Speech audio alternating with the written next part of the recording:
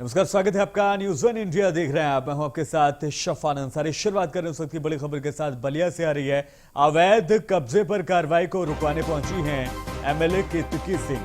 तहसीलदार को रोकने के लिए समर्थकों के साथ पहुंची हैं एमएलए केतकी सिंह और पूर्व प्रधान राजेश दुबे ने तहसीलदार को धमकाया है।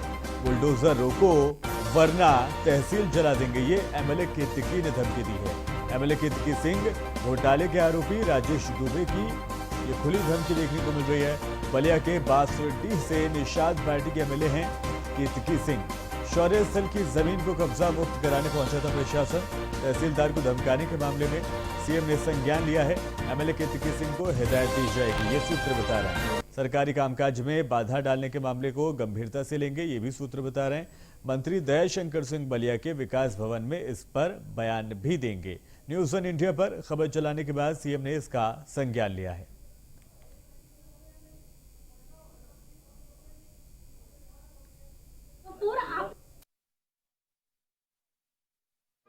आप ये बताइए कि घर गिरा देते तभी, तब तो फिर पूछना ही नहीं, तब तो मैं खुद ही आग लगा देती पूरे तहसील में। तो पूरा आपने उस पे बुलडोजर चला दिया और अभी भी आपने मेरा सम्मान रखा है। मैंने यहाँ के बात सुना कि रुक जा, तू अरवल के गाड़ी आके चला।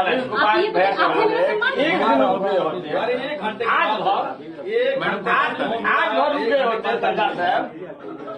सुने तहसीलदार साहब, आप पूरा घर धसा देते, उससे मतलब नहीं है। एक बार जब विधायक जी बोल दी कि आज रुकिए तो तहसील को रोकना पड़ेगा, तो आग लगा देंगे हम तहसील में। क्या समझते हैं आप? बुलाइए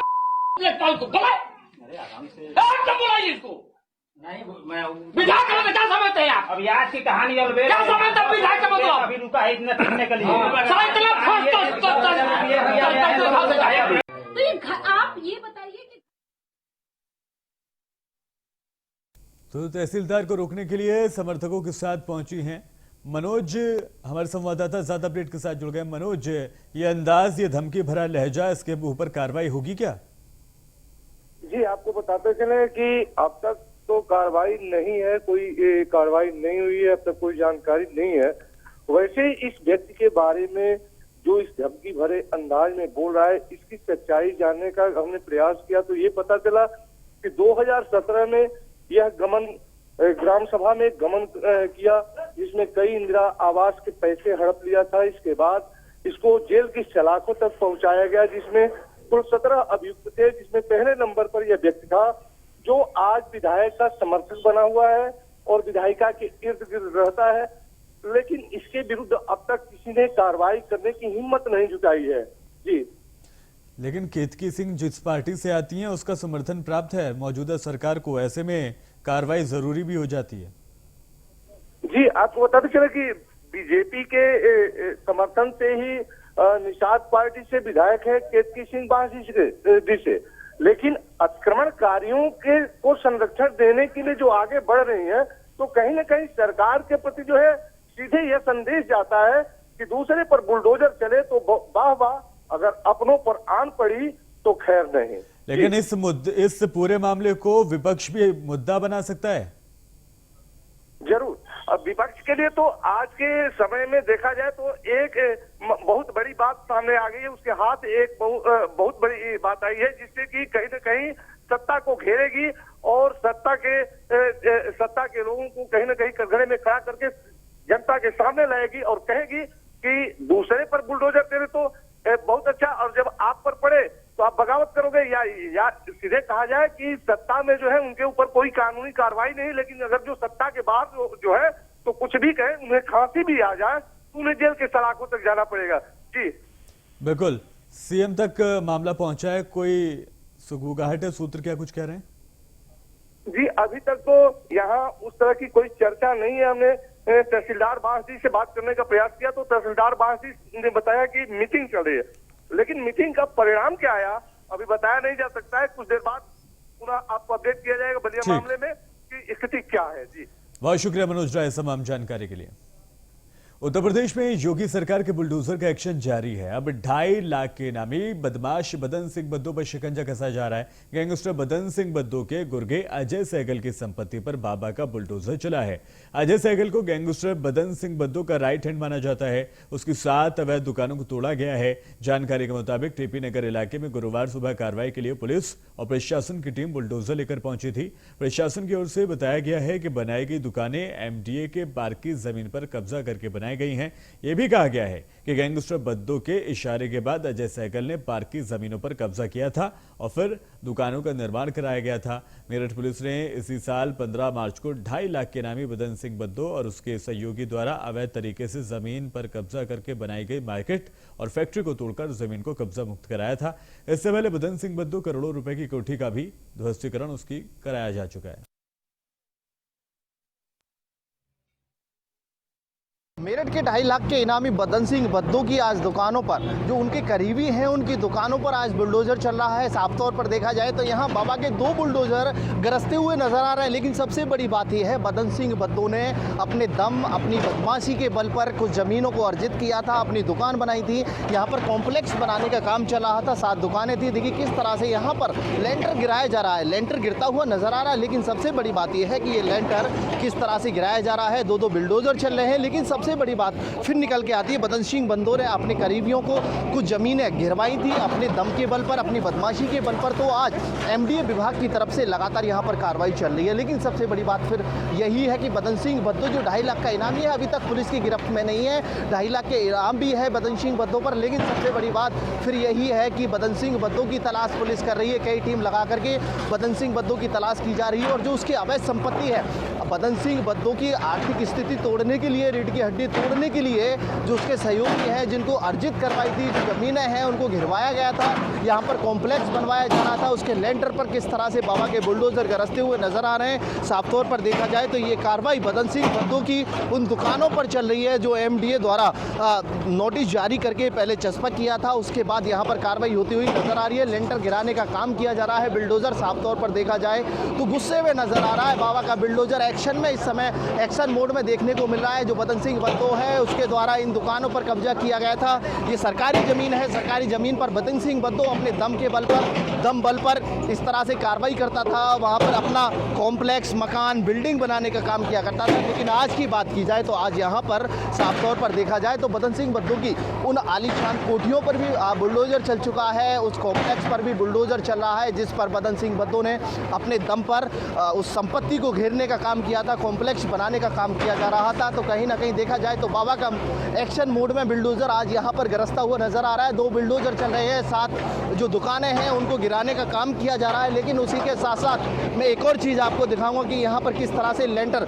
मजबूती के साथ पड़ा हुआ था, उसको तोड़ने का काम किया जा रहा है। लगातार अगर देखा जाए तो किस तरह से गुस्से में जो ये बाबा का बुलडोजर है, गुस्से में नजर आ रहा है। और गुस्से में आया हुआ नजर साफ तौर पर लेंटर तोड़ने के लिए संभव प्रयास किया जा रहा है। और लेंटर तोड़कर जो ये दुकानें हैं उनको गिराने का काम किया जा रहा है। बदन सिंह बद्दो की अवैध आलीशान कोठी पर कुछ दिन पहले जो मेरठ पुलिस है, एमडीए द्वारा यहाँ पर कार्रवाई की गई थी। आलीशान कोठी को तोड़ा गया था। उसके साथ एक पार्क पर बदन सिंह बद्दो ने एमडीए के पार्क को घेर करके आलीशान उसमें स्विमिंग पूल और उसी के साथ साथ बैठने की व्यवस्था कर रखी थी। लेकिन आज तीसरी कार्रवाई बदन सिंह बद्दो की रीढ़ की हड्डी तोड़ने के लिए तीसरी कार्रवाई ये चल रही है, जहां पर बाबा के बुलडोजर गरजते हुए नजर आ रहे हैं। उत्तर प्रदेश के अंदर माफिया और दंगाइयों पर जिस तरह से भाजपा सरकार में कार्रवाई चल रही है, कहीं ना कहीं जो मेरे पीछे भारी पुलिस फोर्स भी यहाँ पर तैनात किया गया है, जिसके चलते शांतिपूर्वक तरीके से यहाँ पर लोगों का आना जाना बंद कर दिया गया है, जिसके चलते जो दुकानें हैं उन पर कार्रवाई की जा सके। और ये कहीं ना कहीं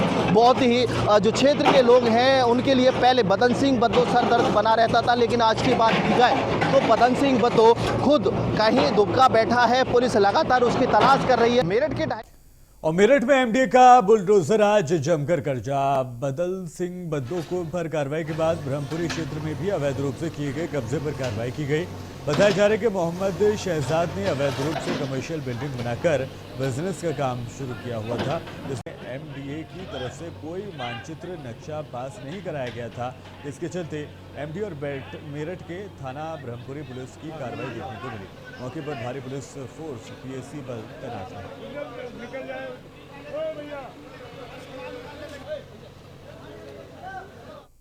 मेरठ विकास प्राधिकरण का ये बुलडोजर यहाँ पर चलता हुआ नजर आया। थाना ब्रह्मपुरी क्षेत्र के खत्ते वाली गली में ये बुलडोजर चला है। साफ तौर पर देखा जाए तो ये एक अवैध निर्माण बिगर मानचित्र के यहाँ पर किया गया था, जिसको लेकर के यहाँ पर एमडीए विभाग की टीम और पुलिस फोर्स ने पहुँच करके इसको ध्वस्त करने का काम किया है। लेकिन सबसे बड़ी बात यह है कि जो क्षेत्र के लोग हैं उनका यही कहना है कि जब जिस समय इसका निर्माण चल रहा था एमडीए विभाग के अधिकारियों ने यहाँ पर पहुँच करके उनका समर्थन किया था। लेकिन सबसे बड़ी बात यह, क्या एमडीए विभाग के लोग समर्थन कर रहे हैं, वहीं एमडीए विभाग के लोग जाकर के इसको तोड़ने का काम कर रहे हैं। लेकिन सबसे बड़ी बात यह, भाजपा सरकार में माफिया हो, अपराधी हो, उनको लगातार कार्रवाई चल रही है। उसके बावजूद भी अगर देखा जाए तो यहाँ पर भारी पुलिस फोर्स तैनात किया गया है, जिसके चलते शांतिपूर्वक तरीके से जो अवैध निर्माण है उसको तोड़ा जा सके। यहाँ पर जो बुलडोजर भी खड़ा हुआ है, अभी यहाँ पर बुलडोजर चलाता है। लेकिन सबसे बड़ी बात यही है, क्षेत्र के लोगों का आक्रोश है। जो क्षेत्र के लोग हैं उनसे बात करेंगे, क्या हकीकत है, क्या परेशानी रही है। और सबसे बड़ी बात है, जिस समय निर्माण हुआ था उस समय किस तरह से निर्माण किया गया था। कोई सूचना नहीं है, हमें कोई सूचना नहीं है। हमें किस कारण से चला है आपको पता नहीं? नहीं, कुछ नहीं, बस आनंद के पैसे खा के गुल्ले खा के कुछ नहीं कहा। जिस समय यहाँ पर आपने निर्माण किया था उस समय क्या एमडीए से आपने परमिशन ली थी? नक्शा बनवाया? पैसे आए, पैसे खा के चले गए। पैसे आए, पैसे खा के चले। किसको दिए थे आपने पैसे? किसको पैसे दिए थे आप? क्या नाम है? नरेश शर्मा। एमडीए नरेश शर्मा, आप जानते हैं उन्हें? जी। किस पद पर थे वो यहाँ पर? वो आगे यहाँ खुद आगे फोर्स करते थे, मैं टॉर्चर कर रहा था, जब जाके 2 लाख रुपए दिए उन्हें। तो देखिए, यहाँ पर लोगों का साफ तौर पर वही कहना है कि जो क्षेत्र के लोग हैं, जिसकी बिल्डिंग है, उन्होंने बताया है कि यहाँ पर एमडीए की मिली भगत से ये कार्रवाई की गई थी। यहाँ पर जो मकान, ये जो गैराज है वो बनाया गया था एमडीए की मिली भगत से। लेकिन आज की बात की जाए तो एमडीए विभाग के ही अधिकारियों ने मौके पर पहुंचकर यहाँ पर कार्रवाई करने का काम किया है। सबसे बड़ी बात यह है कि जिस तरह से यहाँ पर क्षेत्र के लोगों में यहाँ देखा जाए तो साफ तौर पर क्षेत्र के लोग भड़कते हुए नजर आ रहे हैं। लेकिन उसके बावजूद भी सबसे बड़ी बात यह है कि अवैध निर्माण पर ये लोग जो हैं यहाँ पर इसको गिराया है एमडीए विभाग के द्वारा, और पुलिस प्रशासन यहाँ पर भारी पुलिस फोर्स तैनात है। और बढ़ते हैं आगे, बड़ी खबर आपको तय गाजियाबाद शहर डासना कस्बे में चला है प्रशासन का बुलडोजर। सरकारी तालाब पर बसाई गई उस्मानगढ़ी कॉलोनी में बुलडोजर चला है। अतिक्रमण किए गए मकानों को ध्वस्त किया जा रहा है। भूमाफियाओं ने तालाब की जमीन पर उस्मानगढ़ी कॉलोनी को बसाया था। बुलडोजर एक्शन के दौरान एसडीएम तहसीलदार मौके पर मौजूद रहे। तो बड़ी खबर आपको बता दें, यादराम भारती हमारे संवाददाता जुड़ गए ज्यादा अपडेट के साथ। यादराम भारती, किस तरह की तस्वीर वहां पर देखने को मिल रही है, किस तरह से कॉलोनी को बसाया गया था, पूरा अपडेट? देखिए, ये उस्मानगढ़ी का मामला है जहां पर मसूरी इलाके में तालाब पर अवैध निर्माण कर लिए गए थे और इसी तालाब पर पिछले काफी समय से मकान बनाने का काम जारी था और साथ ही अन्य जो निर्माण थे वो लगातार किए जा रहे थे।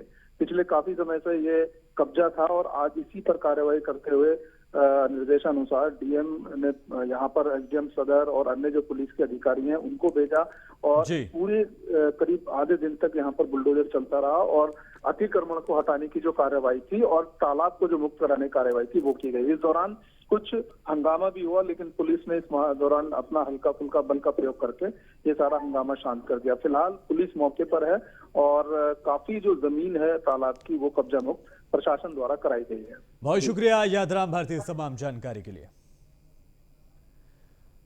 और बढ़ते हैं आगे, हाथरस से बड़ी खबर आपको बताते हैं। तहसील प्रशासन की बड़ी लापरवाही यहां पर देखने को मिली है। जिंदा शख्स को आय प्रमाण पत्र में मृत करार दे दिया गया है। जिंदा शख्स को दस्तावेजों में मृत करार दिखाया गया है। तहसील में आय प्रमाण पत्र के लिए आवेदन किया गया था। प्रशासन ने आय प्रमाण पत्र को निरस्त कर दिया है। आय प्रमाण पत्र नहीं बनाने की वजह से शख्स को मृत बता दिया गया। पीड़ित शख्स ने लेखपाल पर गंभीर आरोप भी लगाए हैं। लेखपाल ने अपनी जांच में शख्स को मृत बताया है। अब आय प्रमाण पत्र के लिए पीड़ित शख्स अधिकारियों के चक्कर लगा रहा है। पीड़ित शख्स का नाम अमित हसायन क्षेत्र के गांव चीतीपुर का रहने वाला बताया जा रहा है। हाथरस जिले की सिकंदरा राव तहसील का यह पूरा मामला है। मैंने अपना आय प्रमाण पत्र डाला था जो कि निरस्त कर दिया गया और निरस्त का कारण उसमें मेरी मृत्यु दिखाई गई है, जबकि मैं जीवित हूँ। मेरे हल्का के लेखपाल हैं श्री शिव कुमार शर्मा, उन्होंने कहाँ से रिपोर्ट लगाई मैं नहीं जानता। मैंने अपना और ज्यादा जानकारी के लिए रुक करेंगे अपने संवाददाता शुभम गुप्ता का। शुभम, क्या है पूरा मामला? बिल्कुल, हम आपको बता दें, हाथरस के सिकंदराव तहसील के हसाइन क्षेत्र पड़ता है। यहाँ के एक निवासी अमित कुमार है, इन्होंने अपने किसी कार्य के लिए आय प्रमाण पत्र बनवाने के लिए आवेदन किया था, लेकिन लेखपाल ने उसमें इनका आय प्रमाण पत्र निरस्त इसलिए कर दिया, उसने इसमें लिखा है कि वो मृत हैं। ये बहुत बड़ी लापरवाही लेखपाल की सामने आई है। अगर हम बात करें तो ऐसा पहला मामला नहीं है। लेखपाल बताया जाता है कि लेखपाल खुद तो जाते नहीं है मौके पर और ऐसे किसी न किसी से पूछ लेते हैं लोगों से, आसपास से। ऐसी रिपोर्टें सैकड़ों ऐसी रिपोर्ट आएंगी मामले में कि कहीं कोई ना कोई गड़बड़ी हो, कहीं कुछ भी हो। लेकिन ये बहुत बड़ा सवाल है कि जो जिंदा व्यक्ति है उसको मृत का साबित करके उसका आय प्रमाण पत्र निरस्त कर दिया। ये बात रही इसकी। उसके बाद जैसे उसको जानकारी हुई तो उसके हाथ पैर फूल गए और उसने आला अधिकारियों से भी अवगत करा है। वो खुद को अब लिखा पड़ी में खुद मृत हो गया, तो अब खुद को जिंदा साबित करने के लिए अधिकारियों की टक्कर लगा रहा है। जी बिल्कुल। तो हाथरस जिले की सिकंदराराव तहसील का ये पूरा मामला है, जहां पर मृत करार दे दिया गया है जिंदा युवक को। कोई कार्रवाई की बात सामने आ रही है क्या शुभम गुप्ता? शुभम सुन पा रहे हैं क्या? जी जी जी कोई जिम्मेदार अधिकारी के ऊपर कार्रवाई की बात सामने आ रही है?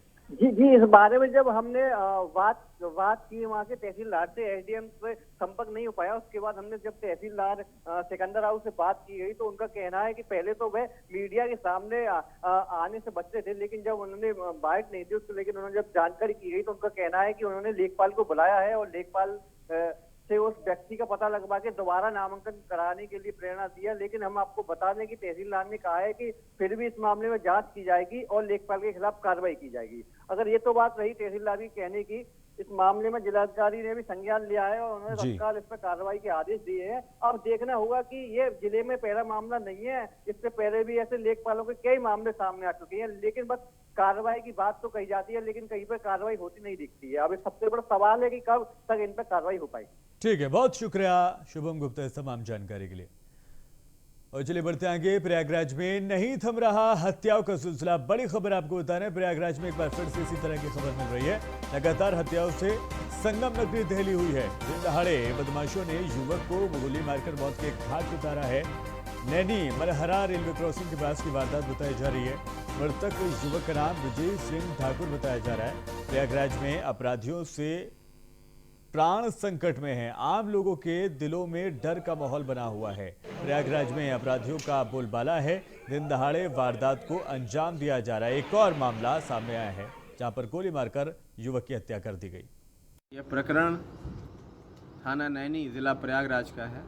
पुलिस को सूचना मिली थी कि गंगोत्री नगर फ्लाईओवर के नीचे एक ब्रिजेश सिंह, जिनकी उम्र करीब 40 वर्ष है, उनका मृत शरीर पड़ा हुआ है।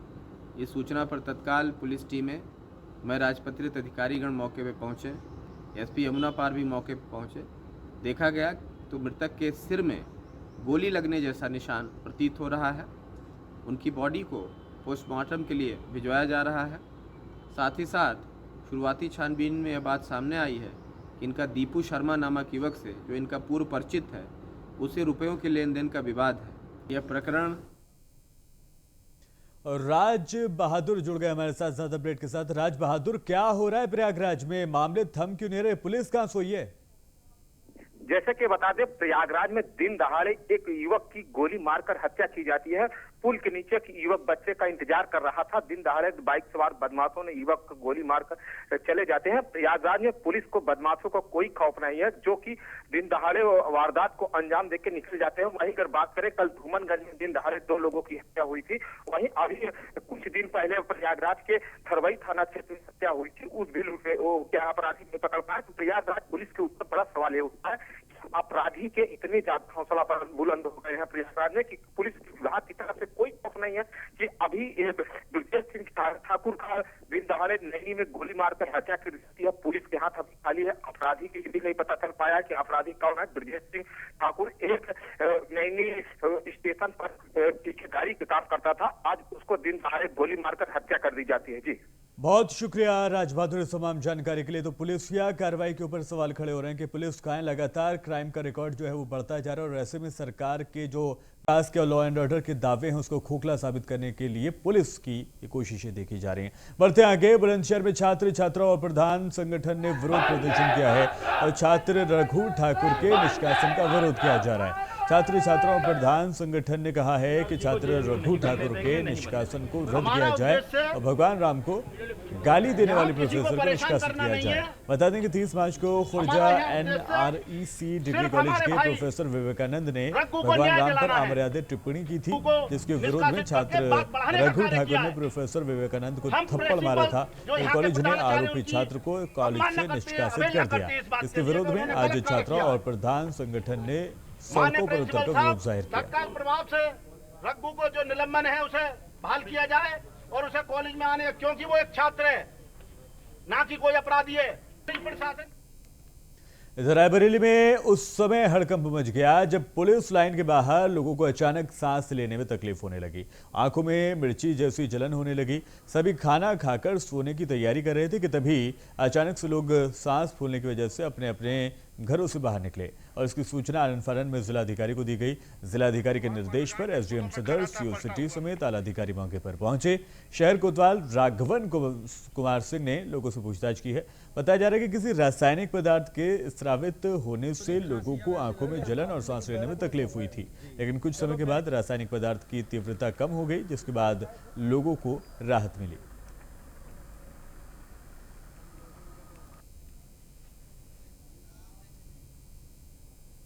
गाजियाबाद में कुछ लोगों ने SOG के सिपाही से हाथापाई करके 2 संदिग्ध लुटेरों को छुड़वाकर फरार करा दिया। बता दें कि SP देहात की SOG टीम को सिपाही कुछ चेन लुटेरों को पिछले कई दिनों से ट्रेस कर रहे थे, तभी सिपाही ने बाइक सवार को 2 संदिग्ध लुटेरों का पीछा करना शुरू किया।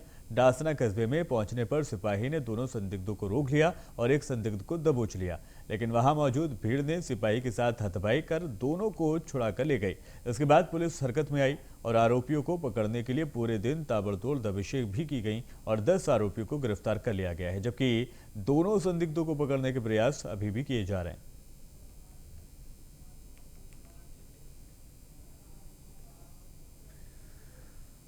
संभल से आ रही बड़ी खबर आपको बताएं। SP चक्रेश मिश्रा ने चलाया है धरपकड़ अभियान। अपराधियों के खिलाफ 48 घंटे में 37 अपराधियों को भेजा गया है जेल। जिले में टॉप 10 अपराधियों के खिलाफ मुहिम चलाई गई है। कानून व्यवस्था को बनाए रखने के लिए ये मुहिम चलाई जा रही है। 48 घंटे में 37 अपराधियों को पकड़कर जेल भेजा गया। टॉप 10 अपराधियों के खिलाफ ये मुहिम जिले भर में चलाई जा रही है। कानून व्यवस्था को बनाए रखने के लिए इस मुहिम को छेड़ा गया है, जिसके जरिए 48 घंटे में, महज 48 घंटे में 37 अपराधियों को जेल के अंदर सलाखों के पीछे डाल दिया गया है। तो बड़ी कामयाबी ये देखी जा सकती है। और इन तमाम खबरों के साथ फिलहाल इस बुलेटिन में अभी के लिए इतना ही।